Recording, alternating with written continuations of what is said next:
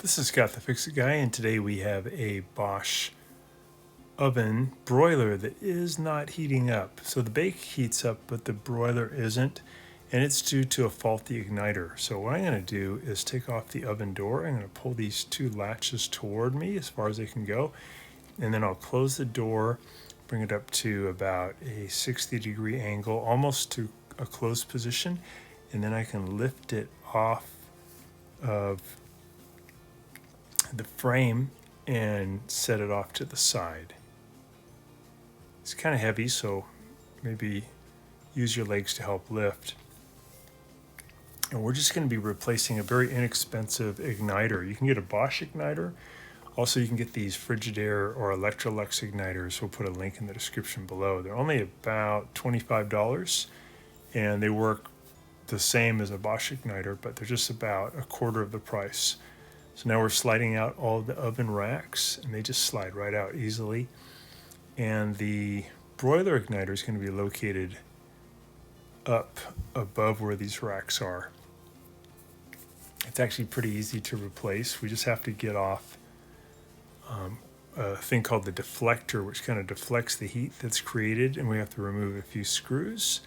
We get it out, and then we have to cut some wires and splice in the new igniter. It's really easy to do. The new igniter comes with two little wire nuts too. They're porcelain, they're heat resistant. I'm going to use some pliers to loosen this small nut, and that's holding on a metal deflector. So I'm just going to take off that nut and just pull that deflector down. It kind of deflects some of the heat that's produced when the igniter lights the gas. So I have the lights on here. I have power going to the unit to help with the filming, but you want to normally unplug it or turn off the breaker just to be safe. So I'm taking out some screws here at the top. There's 4 of them in each corner, and they're holding on this metal deflector that helps dissipate the heat to give you more even cooking during broil. So just spinning these out. It's probably take you about 20 minutes to do this procedure. I'm taking out a couple of screws on the back that are holding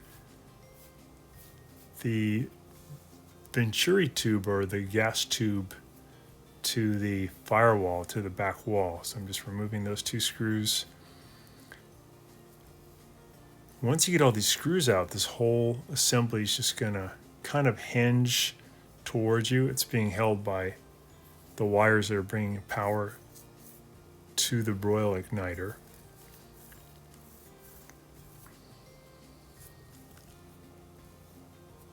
So we've got one little screw here at the very end too. Take that out.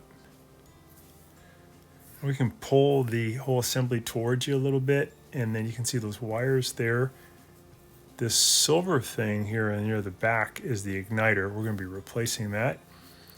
And it has a couple of screws holding it in too that we have to remove.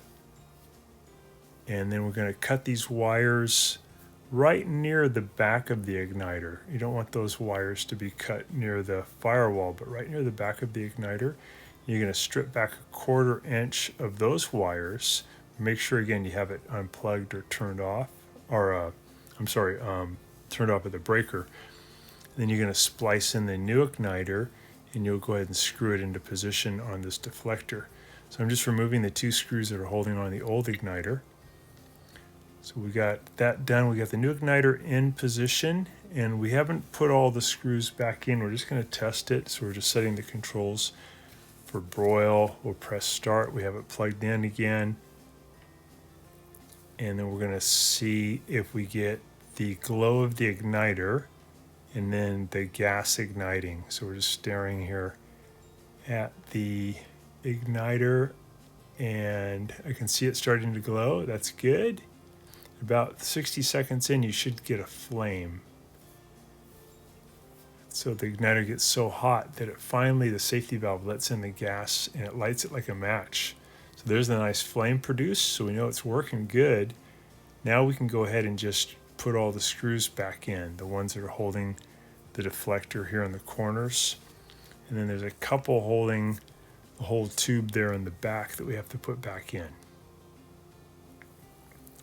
This will probably last about anywhere between 6 to 10 years, depending on how often the broiler is used. But it's pretty easy procedure, gets you back working again, and it'll save you about $200 in labor if you hired someone to do it. It's really just going to take a few tools. You need a wire stripper to strip the wires, and then you need some different screwdrivers to remove those screws.